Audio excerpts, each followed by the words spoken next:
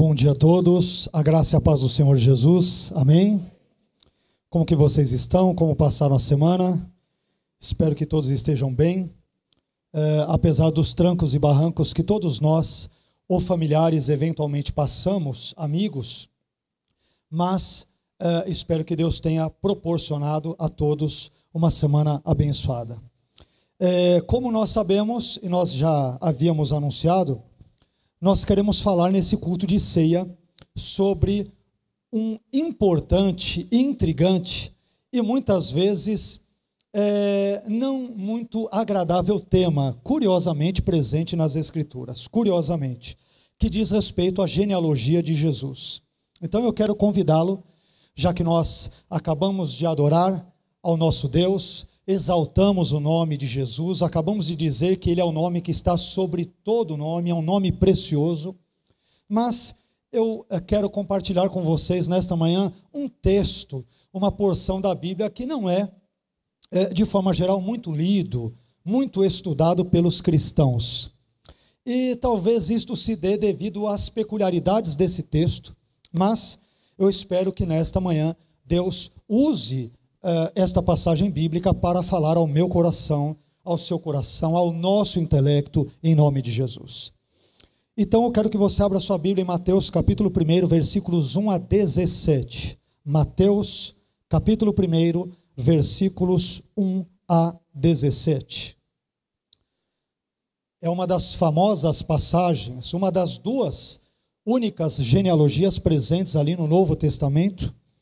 No Antigo Testamento nós temos muitas genealogias, mas no Novo nós temos apenas duas genealogias. Curiosamente, as duas falam sobre a mesma pessoa, Jesus, mas eu quero me deter na manhã de hoje sobre a genealogia mateana do Evangelho de Mateus. Mateus capítulo 1, versículos 1 a 17.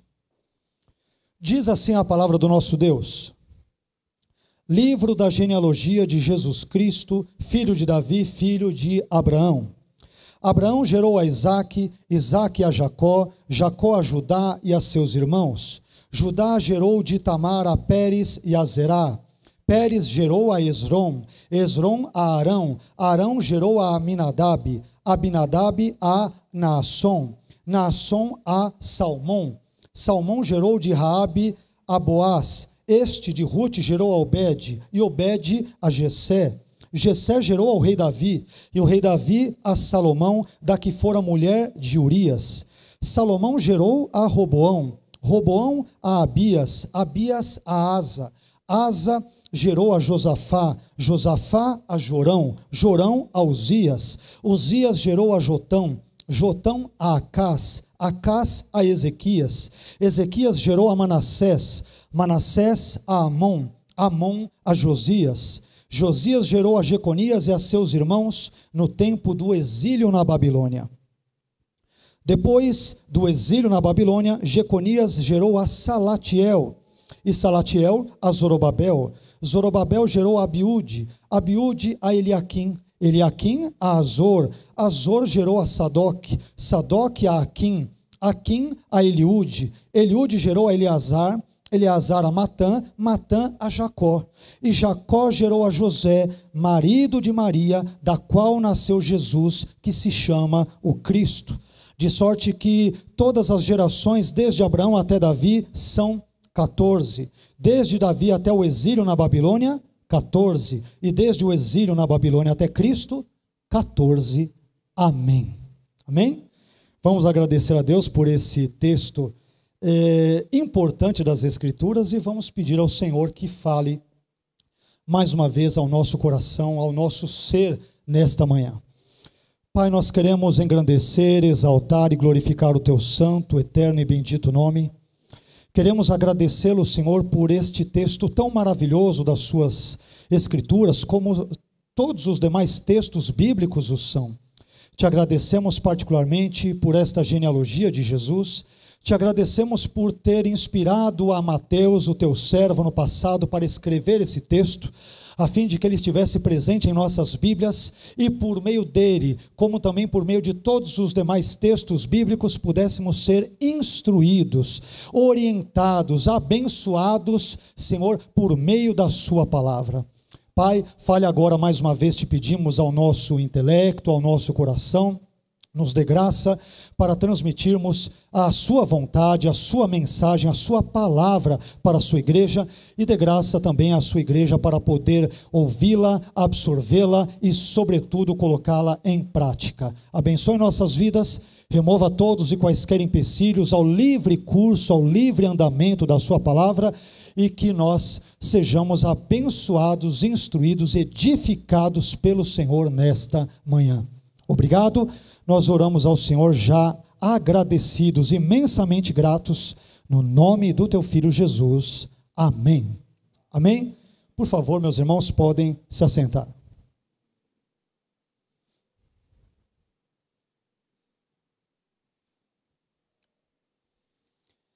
Hoje eu quero compartilhar com vocês algumas preciosas lições que nós podemos aprender com a genealogia de Jesus, registrada particularmente no Evangelho de Mateus, como nós acabamos de ler. Mas antes disso, eu creio que algumas informações introdutórias sobre o Evangelho de Mateus se façam necessárias, a fim de que contextualizemos e compreendamos melhor a nossa mensagem, a nossa exposição.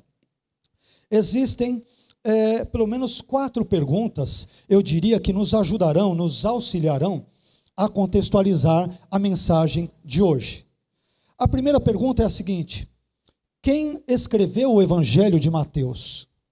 O Evangelho atribuído a Mateus, ele é, na verdade, um evangelho anônimo, visto que nenhuma de suas páginas, em nenhuma delas, o Evangelho menciona quem foi o seu autor. Além disso, o nome de Mateus ele só aparecerá nos títulos do Evangelho chamado de Mateus a partir do 2º século da nossa era e, portanto, somente a partir de então é que tal nome ele acaba sendo incorporado à tradição cristã posterior. Mas, não obstante esses fatos, existem boas razões para crermos, para acreditarmos que Mateus ele foi o autor do primeiro evangelho, do evangelho que leva o seu nome. Uma vez que, dentre tantos outros fatores, pais da igreja como Eusébio de Cesareia, Irineu de Leão e Orígenes, eles afirmaram isso em seus textos, isto é, que Mateus escrevera o primeiro dos 4 evangelhos. E o depoimento desses pais da igreja, ele acabou sendo aceito pela tradição cristã posterior ao longo da história, chegando na Idade Média, adentrando ela, passando pelo período da Reforma e chegando inclusive até os nossos dias. Uma segunda pergunta que nós podemos fazer, para entendermos melhor o contexto dessa genealogia, é a seguinte: onde e quando Mateus escreveu o seu evangelho? Onde e quando ele o escreveu? Embora nós não tenhamos como precisar, não tenhamos como descrever com exatidão esses tipos de informações, Mateus ele possivelmente escreveu o seu evangelho em Antioquia da Síria, em algum momento durante a década de 60 do 1º século da nossa era. Existem estudiosos que colocarão o evangelho de Mateus depois da década de 70, especialmente em razão das referências feitas à destruição do templo em Jerusalém, no capítulo 24, mas grande parte dos estudiosos de viés mais conservador ou tradicional acabam situando Mateus no contexto da primeira década, ali a década de 60, melhor dizendo, do 1º século da nossa era. Isso nos conduz a uma terceira pergunta introdutória importante, que é a seguinte: quem são os destinatários do Evangelho de Mateus? Para quem Mateus escreveu o seu Evangelho, o Evangelho que leva o seu nome? Ao que tudo indica, a partir de todos os dados que lemos nos 28 capítulos do Evangelho de Mateus, nós descobrimos que os destinatários de Mateus eram cristãos judeus, que já estavam familiarizados com os costumes judaicos e com o Antigo Testamento como um todo. E esse tipo de informação é importante para entendermos o teor da genealogia de Mateus capítulo 1, versículos 1 a 17. Esse tipo de informação é extremamente importante, visto que os destinatários do evangelho, da mensagem de Mateus, eram cristãos, mas cristãos judeus. Isso nos levará, por fim, a uma quarta importante pergunta para entendermos esta genealogia. E a quarta pergunta por que o evangelho de Mateus foi escrito? Com que propósito? Meus irmãos, nós podemos mencionar pelo menos 5 boas razões, ou 5 bons motivos pelos quais o evangelho de Mateus foi escrito. Primeiro, Mateus foi escrito para demonstrar que Jesus é o rei messiânico prometido nas páginas do Antigo Testamento. Isso tem tudo a ver com o texto que nós acabamos de ler da genealogia de Jesus. Em segundo lugar, Mateus foi escrito para registrar que muitos judeus pecaram ao não reconhecer a messianidade de Jesus durante o seu ministério público no contexto do primeiro século da nossa era. Em terceiro lugar, Mateus foi escrito para demonstrar que o reino escatológico prometido por Deus, ele já fora inaugurado através da vida, morte, ressurreição e ascensão do nosso Senhor Jesus Cristo.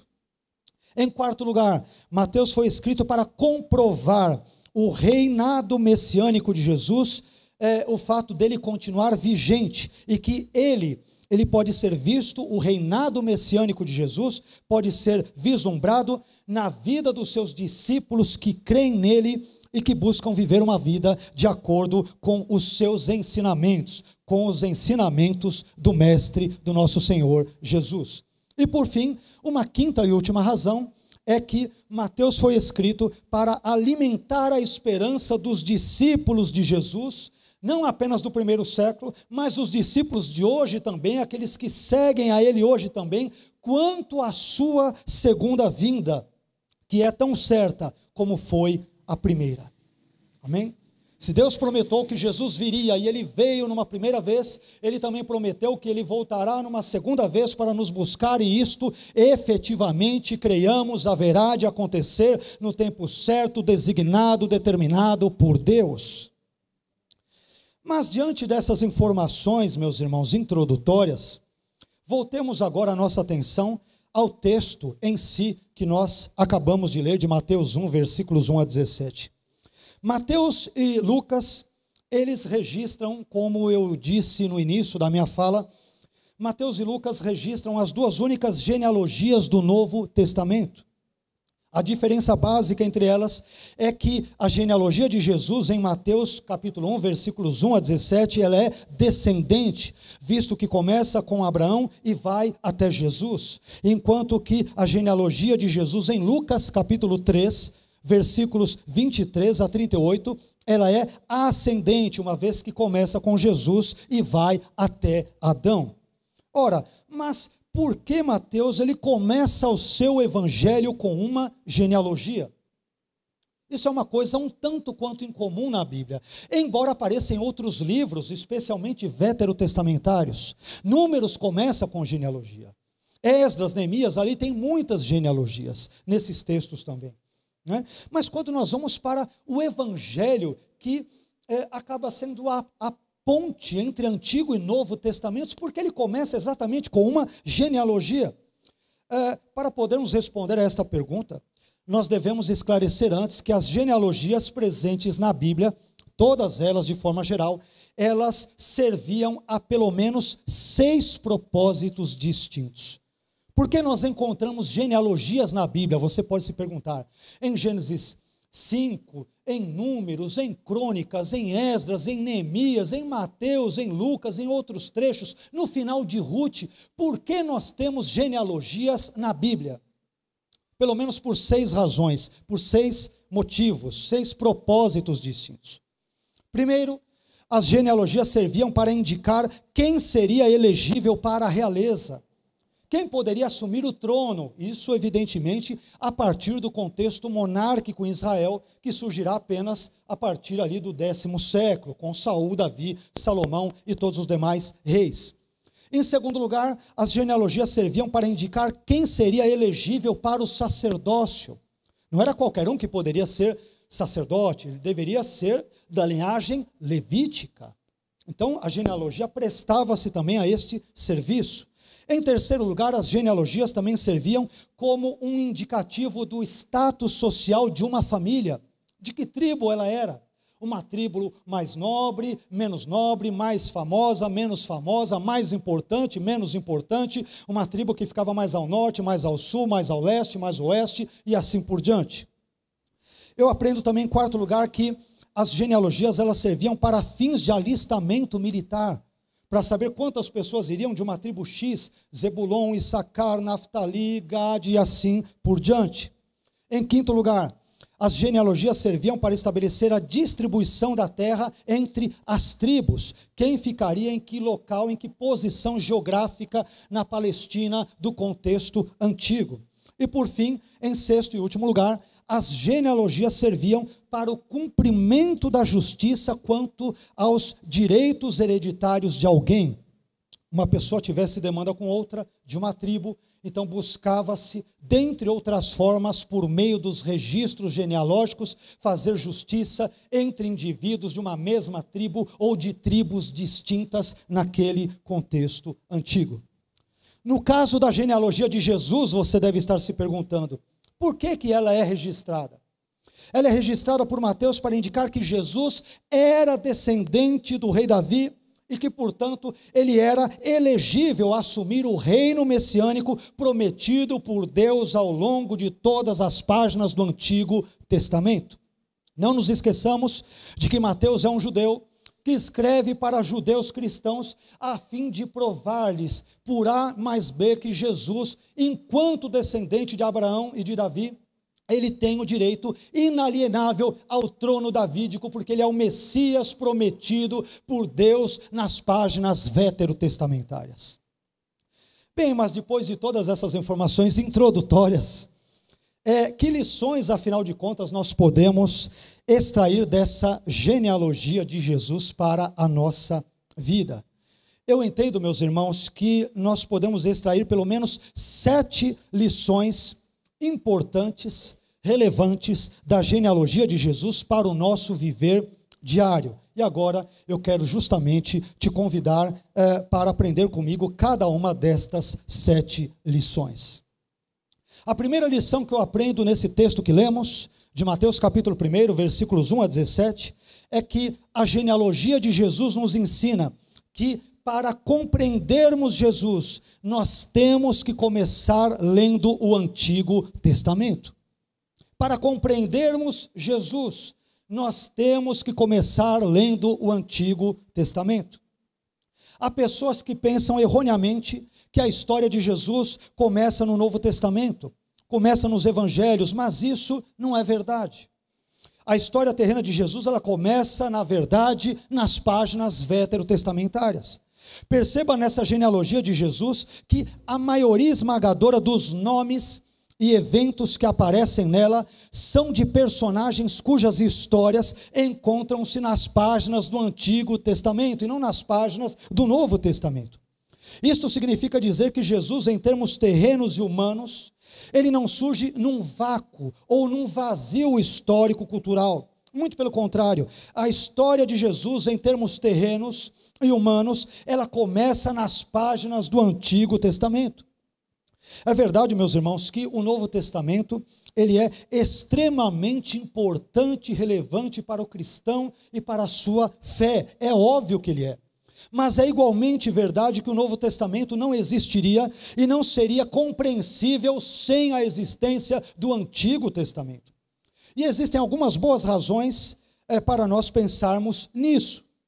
Por exemplo, vários tipos, várias figuras, várias sombras do Antigo Testamento, elas apontam para o antítipo, para a realidade que é Cristo. Várias profecias do Antigo Testamento também têm o seu cumprimento em Cristo. Os sacrifícios de animais, por exemplo, presentes em quase todo o Antigo Testamento, eles apontam para o maior e mais perfeito de todos os sacrifícios, que foi o de Cristo, o Cordeiro de Deus, que tira o pecado do mundo. Perceba, portanto, que o Antigo Testamento, ele traz consigo o germe do Novo.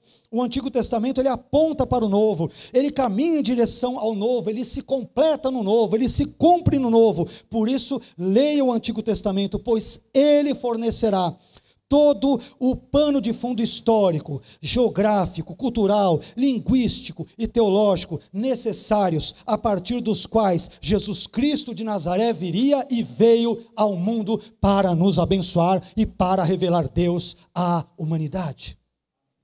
A história de Jesus não começa em Mateus, Marcos, Lucas e João, ela começa em Gênesis.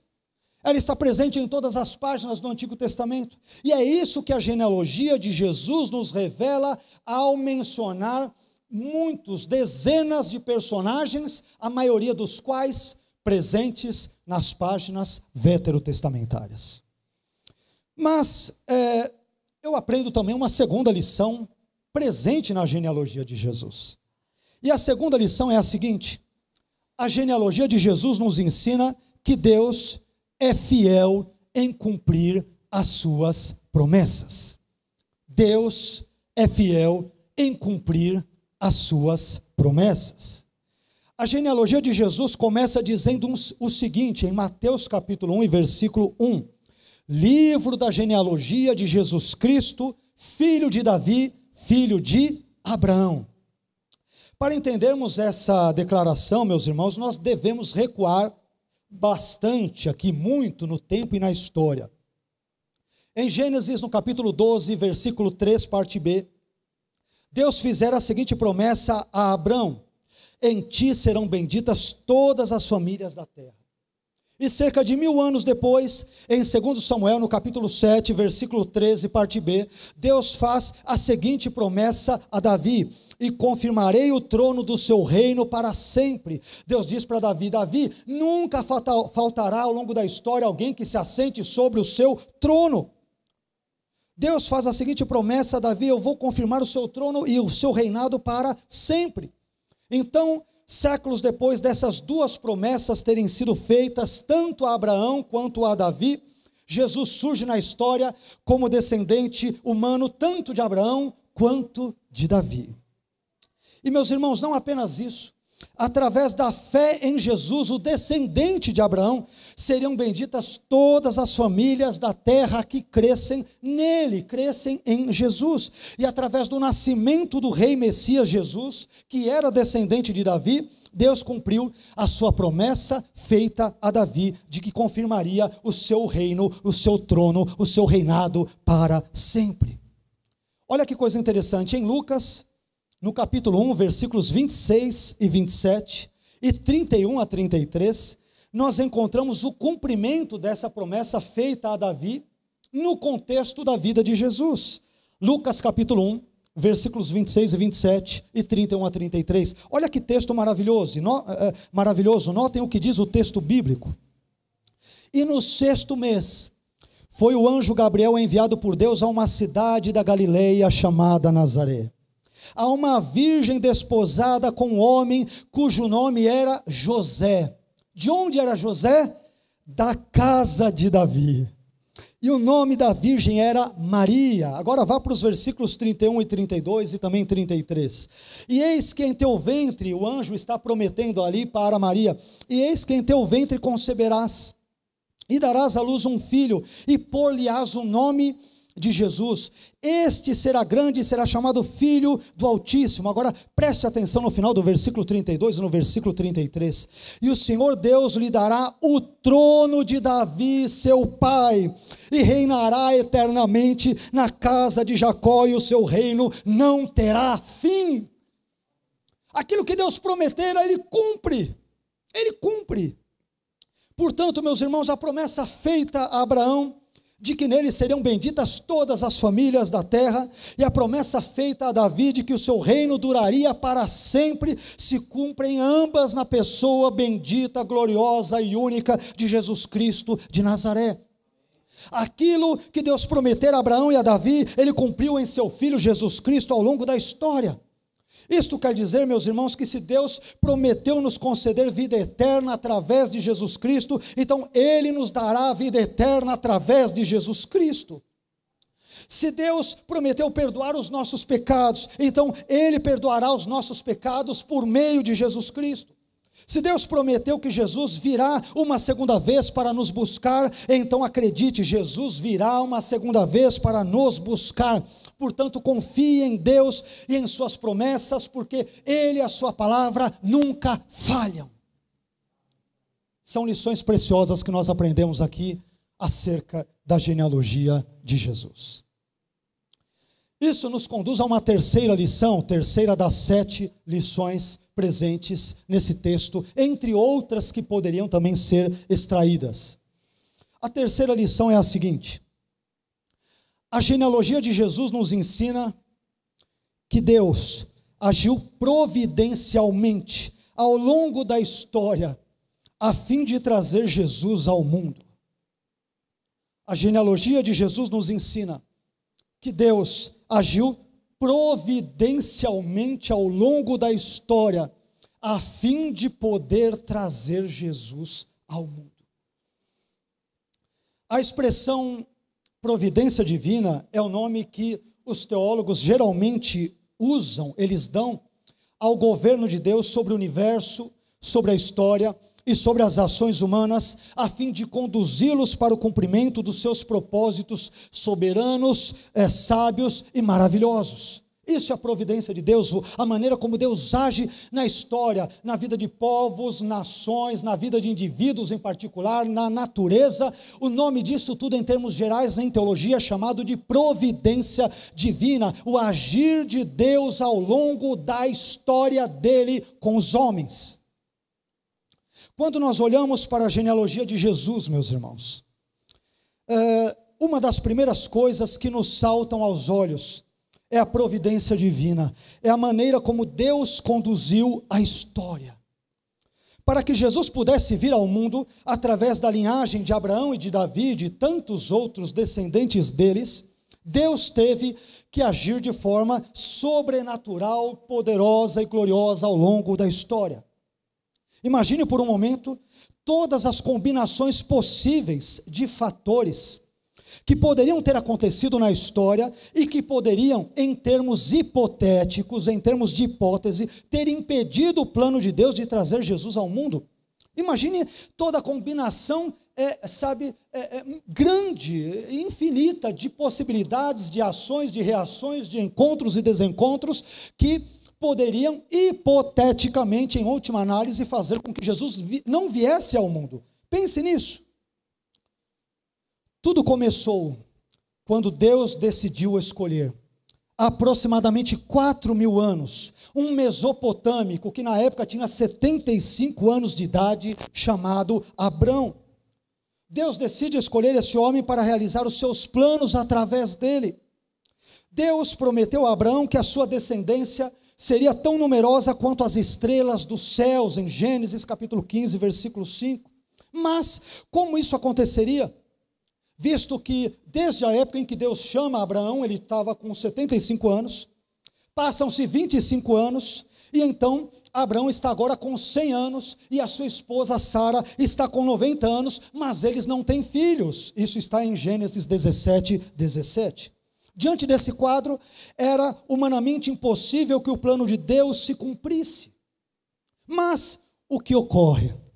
Deus intervém na história daquele casal de velhinhos, Abraão e Sara, e lhes dá um filho.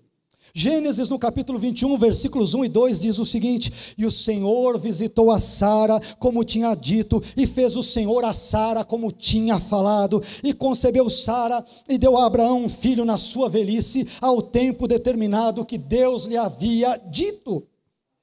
Mas a história avança, e então Isaque, o filho prometido a Abraão e a Sara, se casa com uma moça, uma tal de Rebeca. Acontece que, olha como são as coisas, Rebeca era estéril.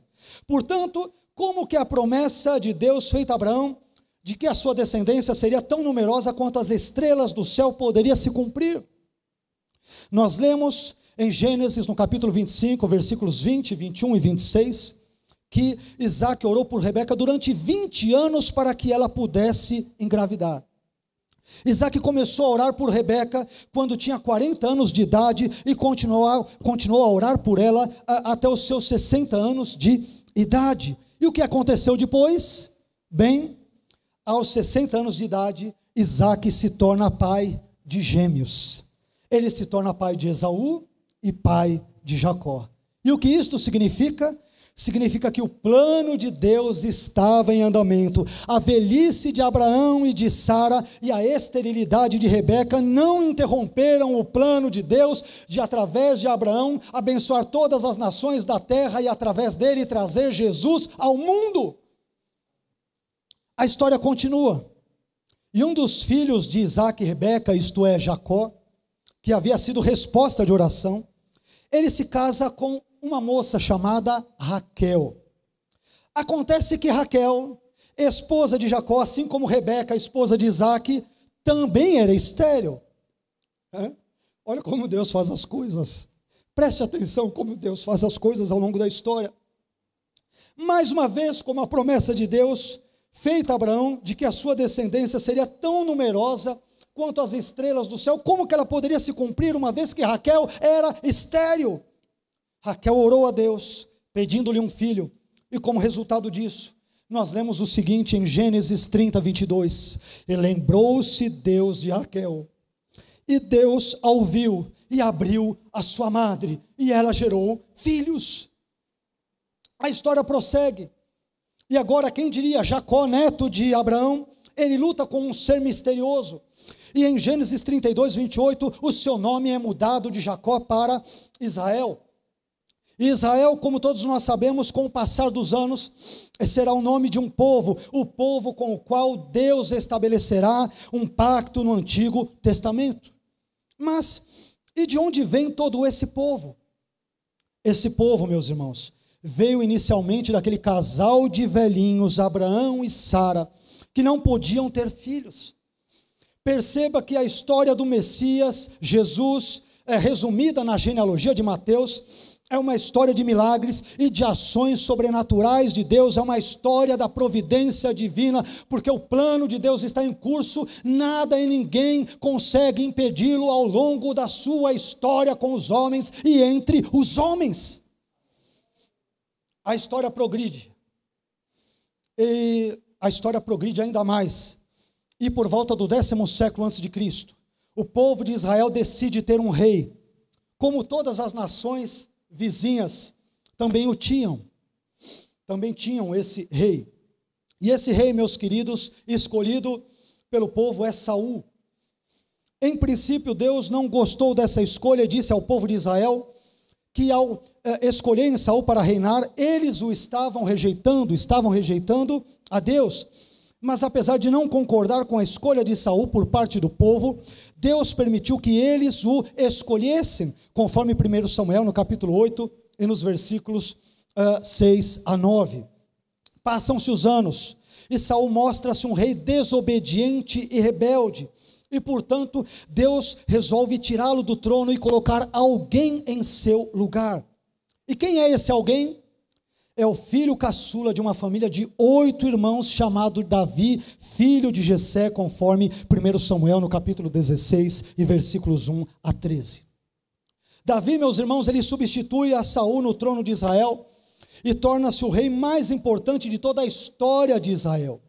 Contudo, embora Davi fosse considerado um homem segundo o coração de Deus, ele cometeu pecados graves, como por exemplo o seu adultério com Batseba, mulher de Urias, e ele também tramou de forma perversa, sórdida e cruel a morte de Urias, conforme 2 Samuel no capítulo 11. E a lei dizia, devemos nos lembrar, que o pecado de adultério, ele deveria ser punido com a morte, conforme Levítico capítulo 20, versículo 10. Logo, tanto Davi quanto Batseba deveriam experimentar a pena de morte, conforme a Torá prescrevia. Mas parem um pouco para raciocinar comigo. Se Davi morresse antes de gerar descendência, como se cumpriria o propósito divino de trazer o Messias através da sua linhagem? Como? Como Jesus seria o filho de Abraão e o filho de Davi? Como se Davi morresse e não deixasse descendentes? O que acontece então na história? Davi se arrepende dos seus pecados. E Deus então graciosamente poupa a sua vida. Como punição, todavia, pelo pecado de Davi e Batseba, o filho deles morre. Mas como Deus prometera a Davi em 2 Samuel 7,13, que confirmaria o seu trono e o seu reinado para sempre, então, do relacionamento entre Davi e Batseba, nasce um novo filho, Salomão, a quem a Bíblia diz que o Senhor amou, porque era o filho da linhagem davídica de quem viria lá na frente, Jesus Cristo de Nazaré. Percebam como a história se desenvolve, meus irmãos. Depois de Salomão, como você pode acompanhar a partir de Mateus capítulo 1, versículo 7, vários outros personagens bíblicos entram em cena. Roboão, Abias, Asa, Josafá, Jorão, Uzias, Jotão, Acás, Ezequias, Manassés, Amon, Josias, Jeconias, e depois ocorre o cativeiro babilônico. Depois do cativeiro babilônico, pulando algumas gerações à frente, nós nos deparamos com o versículo 16, Mateus 1,16, que diz que Jacó gerou a José, marido de Maria, da qual nasceu Jesus, que se chama o Cristo. Embora José venha da linhagem de Davi, conforme vários textos bíblicos indicam, existem estudiosos que questionam Maria, se Maria também veio da linhagem de Davi.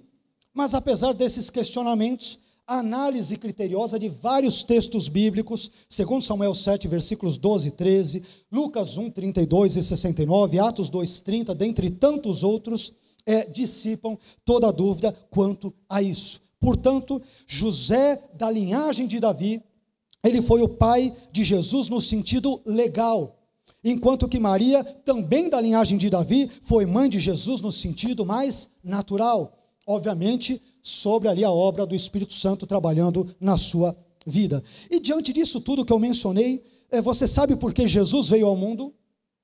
Porque Deus decidiu agir providencialmente ao longo da história. Deus fez com que Sara, uma mulher de 90 anos, desse à luz. Depois ele tornou férteis Rebeca e Raquel, que até então eram estéreis. Na sequência, Deus formou um povo, o povo de Israel. Deus preservou esse povo ao longo da história. Desse povo veio Davi. Davi pecou de forma grave, Deus poderia fulminá-lo, mas graciosamente Deus o sustenta, porque através dele é que viria o Messias, Jesus Cristo de Nazaré.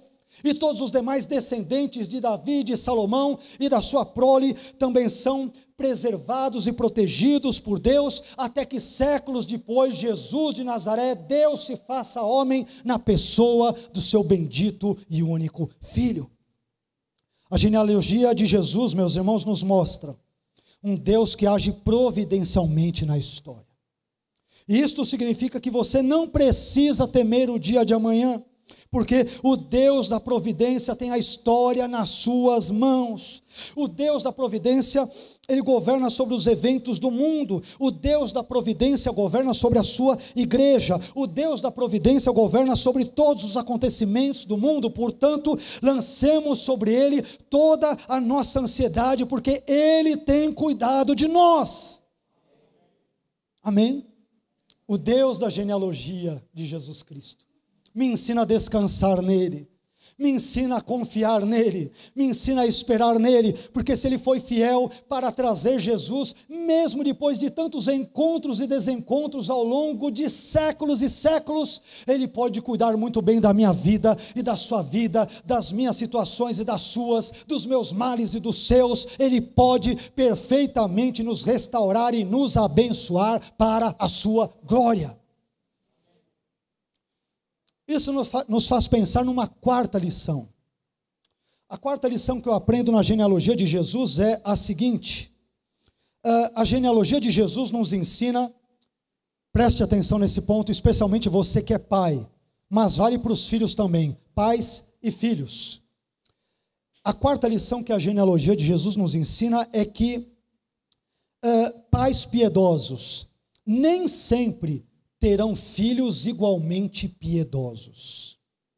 Pais piedosos, homem de Deus, mulher de Deus, pessoas crentes, tementes a Deus, nem sempre terão filhos igualmente piedosos. O que eu vou dizer agora é de conhecimento de todos nós temos exemplo disso, ou na nossa família, ou em vizinhos, ou em conhecidos, ou irmãos de outras igrejas, isso é amplamente conhecido. Mas note os seguintes trechos dos seguintes versículos de Mateus capítulo 1. Mateus 1,8 diz que Josafá gerou a Jorão. É um trava-língua, né? Josafá gerou a Jorão. Aqui esse Jorão é melhor compreendido como Georão, porque tem outro Jorão na Bíblia que não deve ser confundido como esse. Então, Jorão aqui seria mais corretamente traduzido como Georão. Mateus 1,10 informa que Ezequias gerou a Manassés. E Mateus 1,11 declara que Josias gerou a um tal de Jeconias. Ora, o que esses trechos da genealogia de Jesus têm em comum?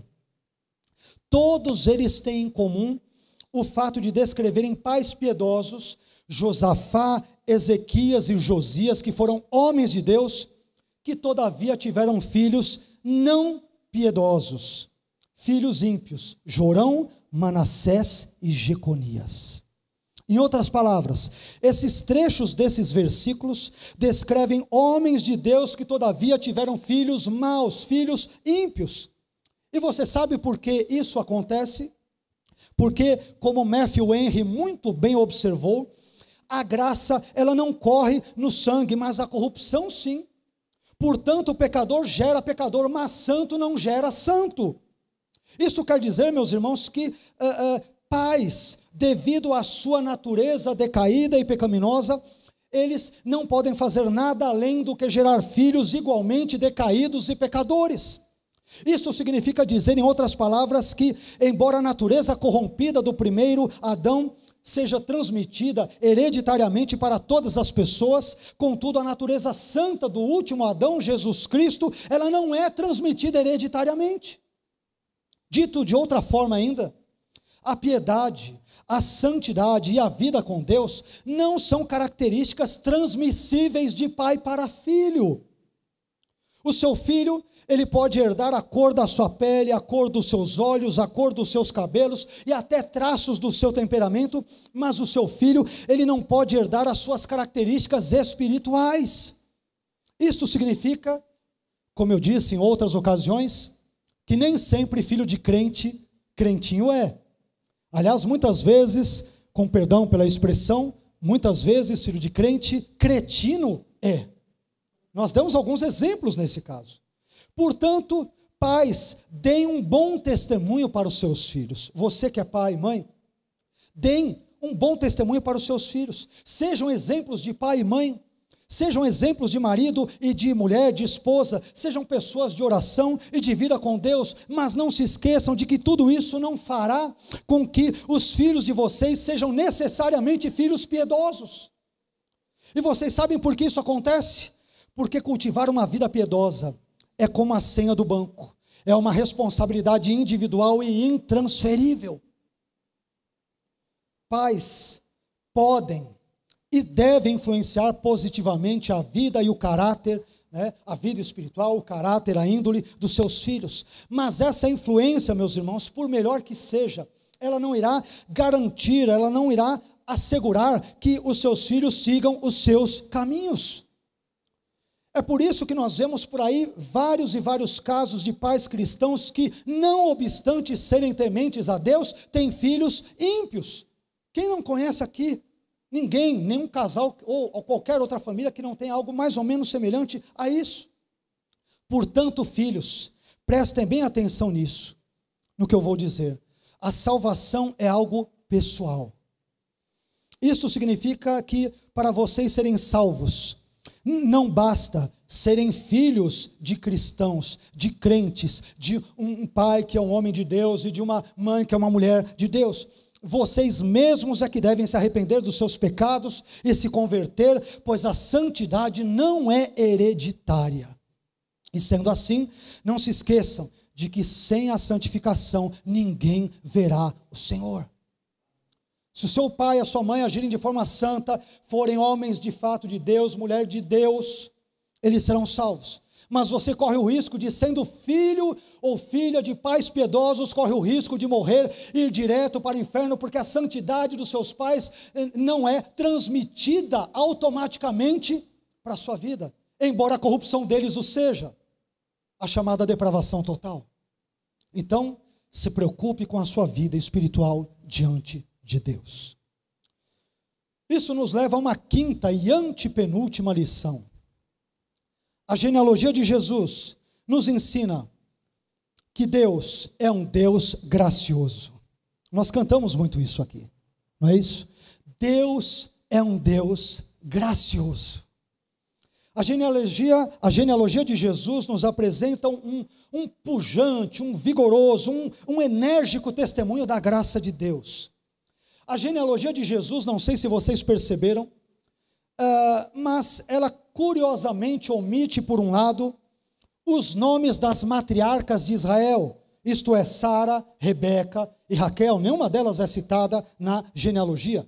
Mas, por outro lado, a genealogia de Jesus faz questão de incluir os nomes de 4 mulheres que possuíam traços um tanto quanto reprováveis. Tamar, no versículo 3, Raabe, no versículo 5, Ruth também no versículo 5 e Batseba indiretamente citada no versículo 6. Ora, se incluir mulheres numa lista genealógica judaica já era algo raro na época, imagine então o escândalo que seria incluir, em uma genealogia os nomes de 4 mulheres que possuíam traços reprováveis em suas vidas. Aliás, vamos olhar um pouco mais de perto esse assunto, brevemente, mas vamos olhar com um pouco mais de detalhes.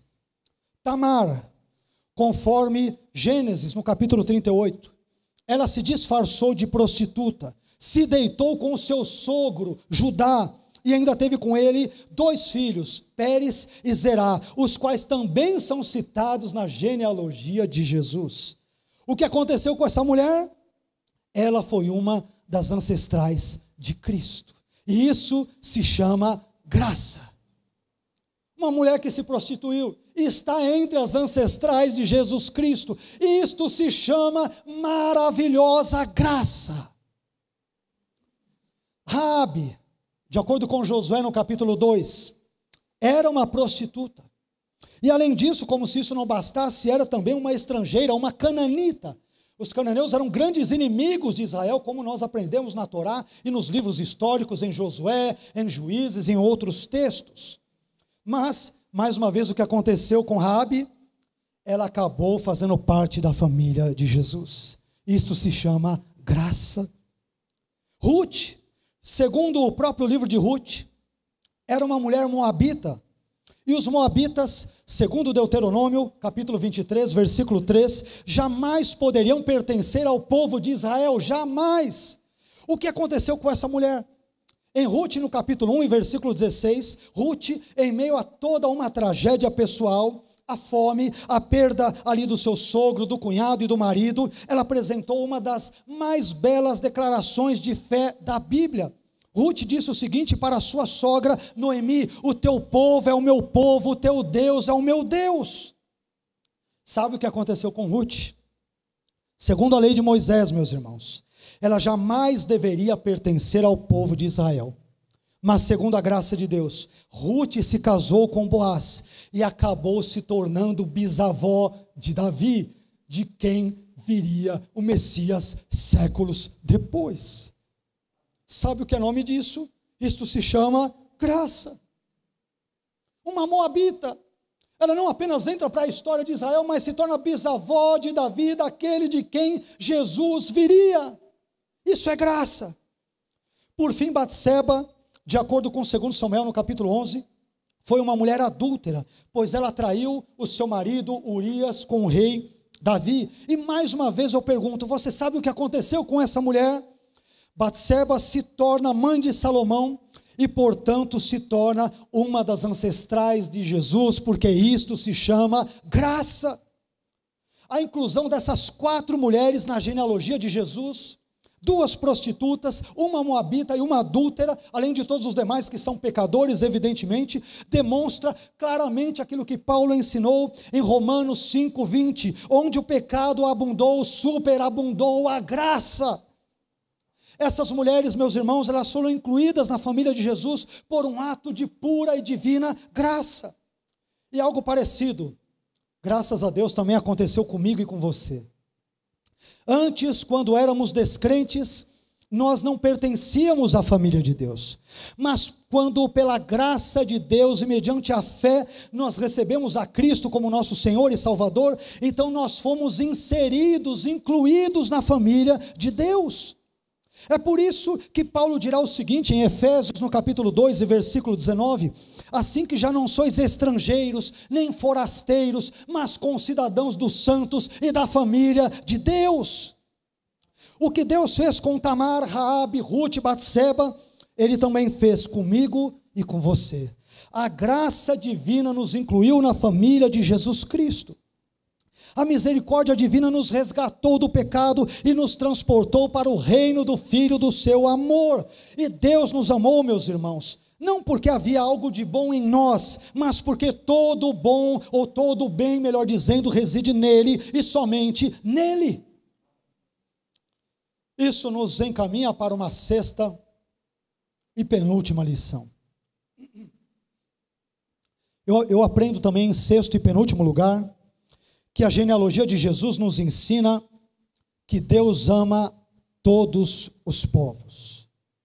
A genealogia de Jesus nos ensina que Deus ama a todos os povos. Todos os povos. Quando eu olho para a genealogia de Jesus, eu curiosamente, num livro escrito por um judeu e destinado para judeus, eu curiosa e estranhamente e graciosamente percebo que não há apenas judeus na genealogia de Jesus, mas também há gentios, há estrangeiros, como Raabe no versículo 5, que era cananita, e Ruth, também no versículo 5, que era moabita.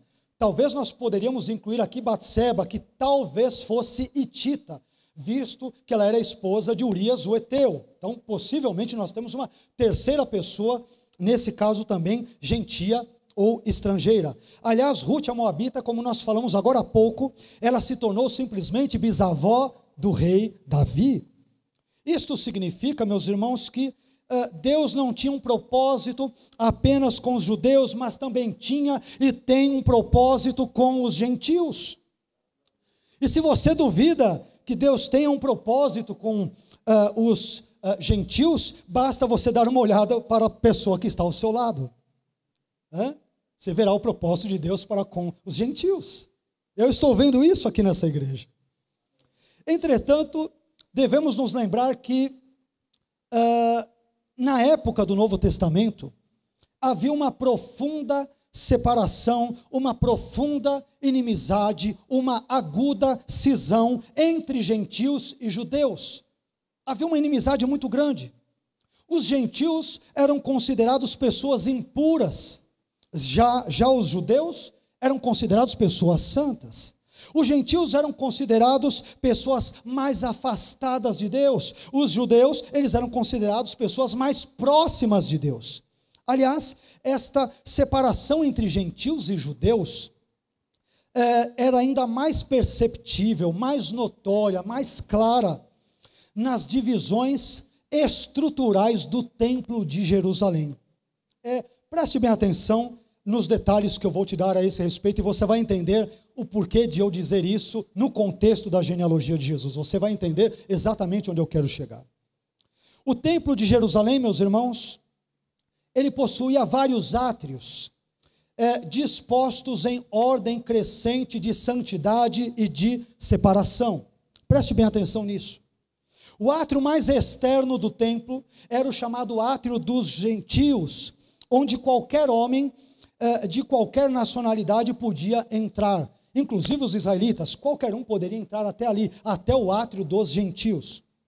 Depois havia o átrio das mulheres, além do qual as mulheres não poderiam ir, a não ser que fosse para realizarem algum tipo de sacrifício prescrito pela lei. Depois, em seguida, havia o átrio dos israelitas, além do qual nenhum leigo, nesse contexto, israelita, ele podia passar. E, por fim, nós temos o átrio dos sacerdotes, na extremidade do qual ficava o templo, propriamente dito, e o lugar santo, o santo dos santos, e assim por diante. Acontece que entre o átrio dos gentios e o átrio das mulheres, havia um cercado bem baixo, chamado Hel, nome muito sugestivo, no qual havia a seguinte inscrição em grego e em latim. Essa inscrição estava intercalada várias vezes no Hel, que era uma espécie de mureta, entre o átrio dos gentios e o átrio das mulheres. E neste cercado estava escrito o seguinte: nenhum estrangeiro, prestem atenção, nenhum estrangeiro deve entrar no recinto e aterro do santuário. Quem for pego fazendo isso, será culpado por sua própria morte, que se seguirá. É pena de morte. Um gentil entrar mais adiante no templo, se ele fosse flagrado, pena de morte. Pena de morte. Havia no templo, literalmente, meus irmãos, um muro de separação entre os gentios e os judeus, de modo que os gentios não tinham acesso pleno ao templo, e, portanto, em termos simbólicos, eles também não tinham acesso pleno a Deus. E agora nós vamos entender o porquê de Paulo dizer o que disse em Efésios, no capítulo 2, e nos versículos 14 a 16, algo que vai lançar luz sobre a genealogia de Jesus. Em Efésios 2, versículos 14 a 16, vejam o que Paulo diz: porque ele, isto é, Jesus, é a nossa paz, o qual de ambos os povos, ou seja, judeus e gentios, fez um, e derrubando a parede de separação que estava no meio, uma referência ao Hel, que separava o átrio dos gentios do átrio das mulheres, na sua carne desfez a inimizade, isto é, a lei dos mandamentos, que consistia em ordenanças, para criar em si mesmo, dos dois, dos judeus e dos gentios, um novo homem, fazendo a paz, e pela cruz reconciliar ambos, judeus e gentios, com Deus, em um corpo, matando com ela as inimizades, entenda-se, as inimizades que haviam entre judeus e gentios. Paulo está dizendo em Efésios que através da cruz de Cristo, judeus e gentios crentes foram reconciliados com Deus. Está dizendo também, portanto, que a parede de separação literal que havia entre judeus e gentios foi simbolicamente derrubada. Embora alguns estudiosos entendam que essa descrição de Paulo diga respeito à destruição já literal do templo de Jerusalém na época de Paulo, que é muito duvidoso. Mas, entretanto, perceba que essa parede de separação entre judeus e gentios, ela começou a ser derrubada já na genealogia de Jesus, quando nós encontramos pelo menos duas gentias, Raabe, a cananita, nesse contexto, e Ruth, a moabita, como ancestrais do judeu Jesus. Ali as paredes começaram simbolicamente a ser derrubadas. Isso me faz pensar no seguinte, meus irmãos: a genealogia de Jesus nos ensina que Deus não é exclusivista. Ela nos ensina que Deus não tem um plano apenas com os judeus e para os judeus, mas também tem um plano com os gentios e para os gentios. A genealogia nos ensina que Deus, Ele não quer apenas judeus na família de Jesus, mas também quer gentios. É por isso que Deus disse a Abraão: em ti serão benditas todas as famílias da terra, judias e não judias. E é por isso também que nós lemos algo maravilhoso em Apocalipse, no capítulo 7, e nos versículos 9 e 10, que diz: depois destas coisas, diz João, olhei, e eis aqui uma multidão a qual ninguém podia contar. Quem são essas pessoas, João? De todas as nações e tribos e povos e línguas. Havia gentios diante do trono, que estavam diante do trono e perante o Cordeiro, trajando vestes brancas e com palmas nas suas mãos, e clamavam com grande voz, dizendo: salvação ao nosso Deus que está sentado no trono e ao Cordeiro. No final da história, meus irmãos, a família de Jesus aumentará ainda mais, porque haverá muitos gentios diante do trono de Deus e do Cordeiro, adorando e bendizendo para sempre, porque Deus também tem um plano com os gentios e para os gentios, e a genealogia de Jesus enfatiza isso muito bem. Isso nos levará finalmente à 7ª e última lição. Em 7º e último lugar, a genealogia de Jesus nos ensina que a vida humana é muito breve. Em 7º e último lugar, a genealogia de Jesus nos ensina que a vida humana é muito breve. Eu quero terminar esse último ponto desta mensagem com uma simples, mas profunda e importante pergunta. E a pergunta é: onde estão agora todas essas pessoas citadas na genealogia de Jesus? Todas elas morreram há muito tempo e já não estão mais entre nós. E o mesmo, meu querido, acredite, acontecerá mais cedo ou mais tarde comigo e com você. Nós também estamos aqui de passagem e mais cedo ou mais tarde nós partiremos desse mundo. A Bíblia diz que a nossa vida é muito breve, ela é efêmera, ela é passageira, ela é transitória, ela é temporária. Jó disse em Jó no capítulo 7, versículo 6, os meus dias são mais velozes do que a lançadeira do tecelão, o tear do tecelão. Vai para a esquerda, para a direita, para lá e para cá. Quando vai ver, acabou de confeccionar a peça, acabou. Jó está dizendo, a minha vida é assim, é como o trabalho de uma costureira. Contextualizando para a nossa época, terminou a obra da costura, acabou a obra, acabou tudo. Jó está dizendo, o meu dia é como isso. Em outro contexto, no Salmo 90, versículo 9, o salmista disse uma coisa muito importante. Leve isso para a sua vida, Salmo 90, versículo 9. O salmista diz que acabam-se os nossos anos como um conto ligeiro. Ele está dizendo, a nossa vida é uma história. A pergunta que eu faria é, mas será que a sua vida é um conto bom ou um conto ruim? A nossa vida é uma história, o salmista diz, é uma mera história. Você conta uma história rapidinho, quando vai ver a história acaba. A nossa vida é como uma história, ela passa muito rápido. E isso concorda com aquilo que Tiago dirá no Novo Testamento, em Tiago 4, 14, parte B, quando Tiago pergunta, que é a vossa vida? E ele mesmo encarrega-se de responder à pergunta por ele levantada. E ele responde, a nossa vida é um vapor que aparece por um pouco e depois se desvanece. Meu irmão, a vida humana é breve demais para ser desperdiçada com coisas que não valem a pena. Eu vou repetir. A nossa vida é breve, é curta demais para ser desperdiçada com coisas que não valem a pena. Por isso, não existe nada que seja mais urgente na vida de alguém, de um ser humano, do que pertencer à família de Jesus. E Jesus nos ensinou como nós podemos fazer isso. Quando nós obedecemos à vontade de Deus, nós então estamos nos tornando membros da família de Jesus. Foi o próprio Jesus quem disse isso, em Mateus no capítulo 12 e versículo 50, quando ele afirmou o seguinte, porque qualquer que fizer a vontade do meu Pai que está nos céus, este é meu irmão e minha irmã e mãe. Isto é, ele é alguém da minha família.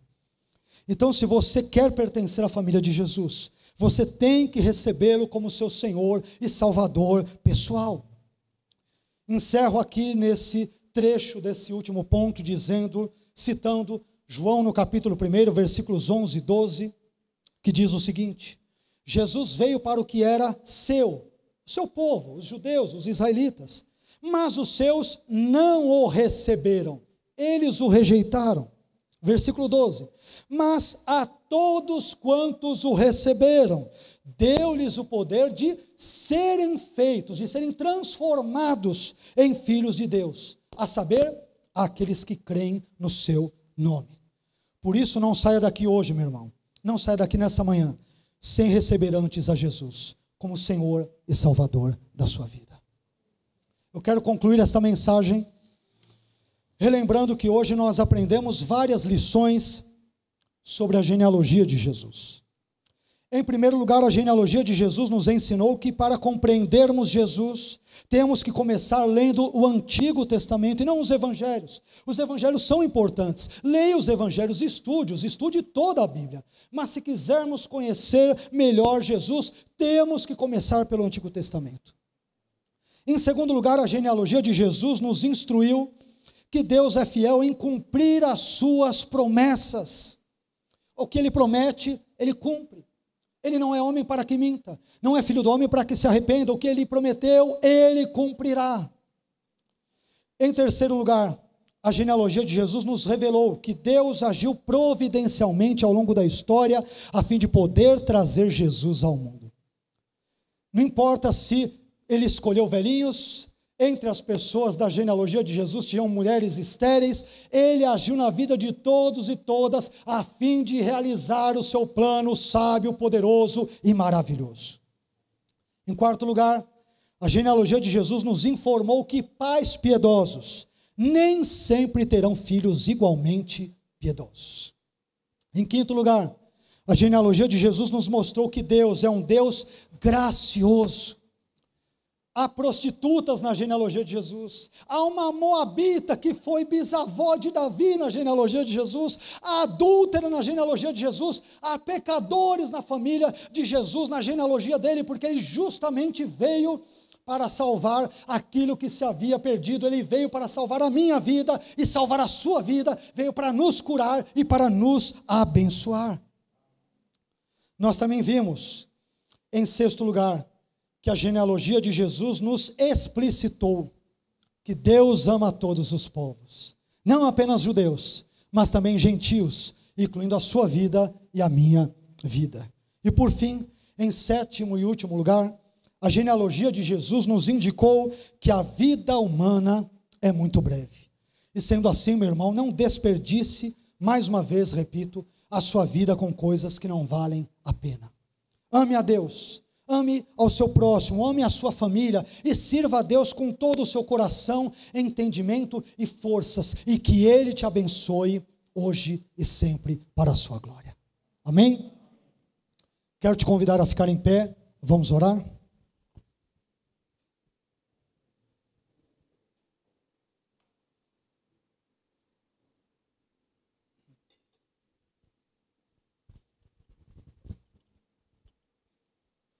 Nós aprendemos lições preciosas nesta manhã.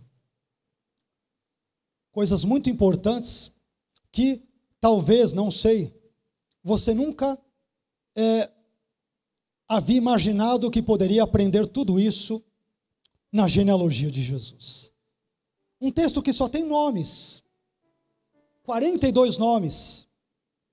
Alguns envolvem essa genealogia em questões técnicas nas quais eu não entrei. Se nós temos dois grupos de 14, o terceiro de 13, deveríamos, portanto, repetir o nome de Jeconias, não deveríamos repetir o nome de Davi. Não entrei nessas questões mais técnicas. Eu busquei extrair lições mais espirituais e práticas para a vida dos irmãos. Eu espero que essa mensagem, sinceramente, tenha abençoado a sua vida. Amém?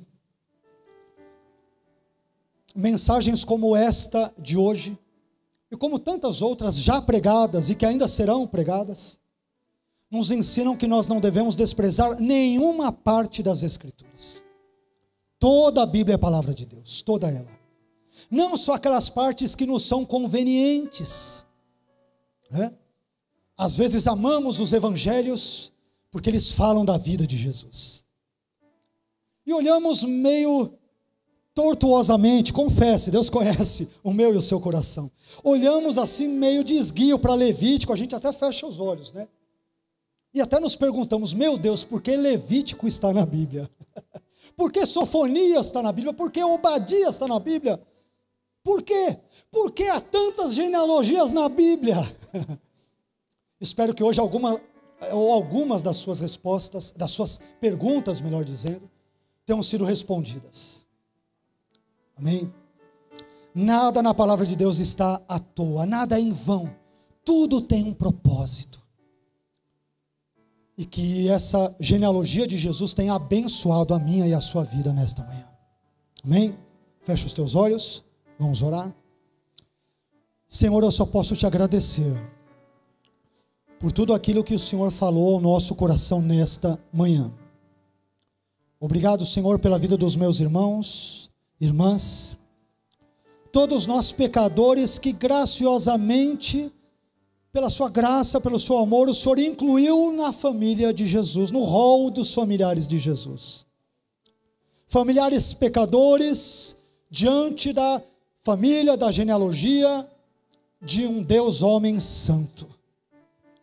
Te louvamos por isso, Senhor. Porque nós não somos melhores do que nenhum dos nomes presentes nesta genealogia.